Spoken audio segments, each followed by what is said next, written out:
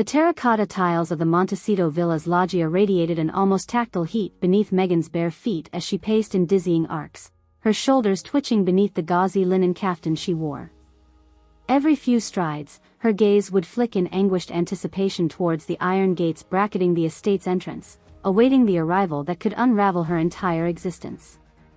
In her arms, little Lilibet gurgled contentedly, oblivious to the maelstrom of dread rapidly engulfing her mother's world.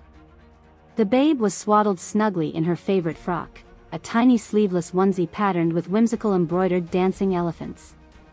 At just over a year old, her guileless hazel eyes still shone with all of life's possibilities, uncorrupted by cares or anguish or the ugliness of the crisis now besieging her family's future.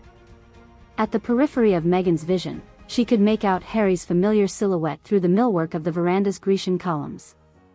Her husband was sheltered in the shade and ornamental hedgerows, his back ramrod straight while delivering a torrent of hushed commands into his phone.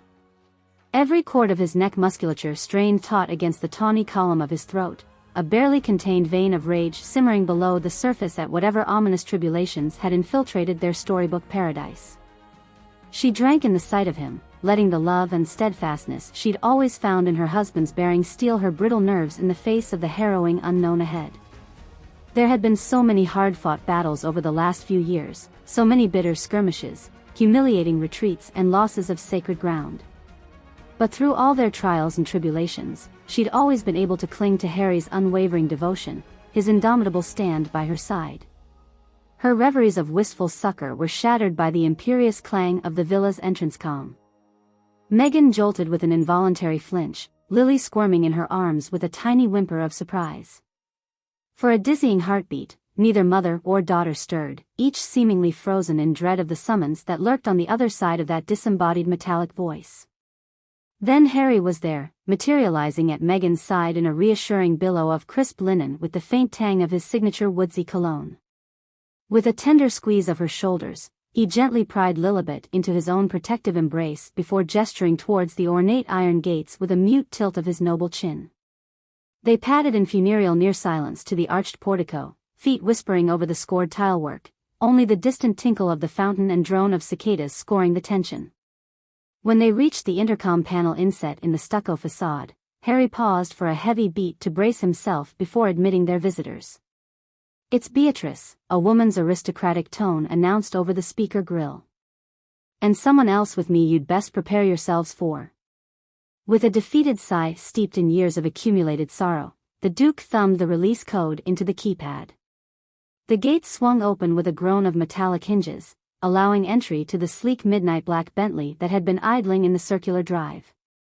By the time Beatrice and her mysterious associate strode into the villa's manicured courtyard, Harry and Meghan had already moved to take up a staunchly united front on the terrace's edge.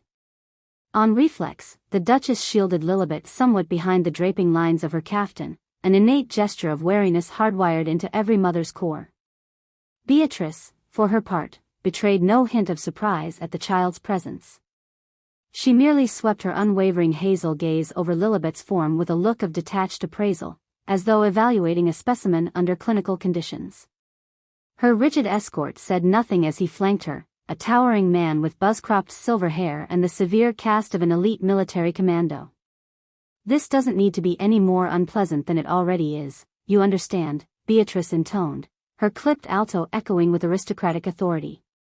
She regarded her disgraced royal relations with a look devoid of any empathy or contrition. "But I'm afraid we've both arrived at the regrettable conclusion that concessions can no longer be permitted, nor delusions indulged." "What in bloody hell are you prattling about?" Harry demanded, unconsciously shielding Lily further behind the refuge of his own silhouette while tugging Meghan in tighter against his side. "These nefarious-sounding threats and machinations only underscore how poisonous an influence you've become." The briefest of smiles flickered over the younger princess's lips then, the same mirthless upturning of one corner that had punctuated so many of her barbs and censures over the years. "Such bravado, Harry," she chided in a tone dripping with thinly veiled condescension. "It's truly touching you felt the need to resurrect that puerile facade of indignant defiance even now, when we both know the masquerade is ending." She took a few measured strides across the baked terracotta until she was near enough to reach through the scant space separating them and caress Lilibet's plump cheek with an almost matriarchal tenderness. "This poor little love," Beatrice cooed, her light touch causing the babe to recoil shyly against Harry's chest. So innocent, so tragically ill-equipped to parse the cruel deceptions that brought her into this world. At those words, a shudder of reflexive horror skittered up Meghan's spine. Her eyes flew open in bewildered panic, shimmering with viscous tears that refused to spill. "Tell me you aren't insinuating what I think, Beatrice," she said, dreading the answer but needing to give utterance to her worst fears. "That you've convinced yourself of some perverse conspiracy about Lily's very existence?" Beatrice's composure remained impeccable, and she withdrew her hand and stood ramrod straight with brisk finality. "There's no need for histrionic protestations, Meghan," she said crisply, before inclining her head towards the ex-marine at her side. "Allow Inspector Reingold to explain the situation you now find yourselves in." The plainclothes officer took a single stride forward, hand plunging into the inner breast pocket of his jacket to retrieve a slender dossier that he passed to Harry. The prince mutely thumbed through the document with an escalating horror writ across his features, eyes darting from photograph to laboratory report to DNA analysis before looking up at his wife in mute, stricken accusation. "It's all there in painstaking detail, I'm afraid," Reingold spoke, his measured baritone laced with an air of clinical officiousness. "The evidence we've marshaled surrounding the inconsistencies of your daughter's background, up to and including the biological impossibilities of her conception." Meghan's face went slack, the blood draining from her features as all pretense and defiance crumbled in the wake of such horrific verification. A wounded sound of bestial anguish clawed its way up her throat, her vacant stare locking onto Lilibet's beatifically unaware form. But how? How is that even possible?" she keened in a reedy whine of desperation. "She's so real, so vibrant and alive. All the happiest moments I've cherished with her were simply projections of your shattered psyche spun into a deranged fantasy," Beatrice interjected in her familiar tone of brusque censure. "Self-serving lies and delusions you forced us all to indulge and shield you from, just as you did with the Archie fallacy." The mention of the sham surrounding her son's existence seemed to reanimate Meghan, stirring her maternal ferocity into a scintillating display of outrage. "No, not my Lilibet, my sweet precious angel,"